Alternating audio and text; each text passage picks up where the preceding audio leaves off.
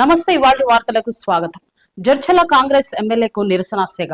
Urea ఇవ్వట్లేదని Jadcherla Congress MLA Anuruddin Reddy camp కార్యాలయం ముందు బైఠాయించిన రైతులు. యూరియా ఇచ్చే వరకు ఇక్కడి నుంచి వెళ్లేదే లేదని రైతుల ఆగ్రహం.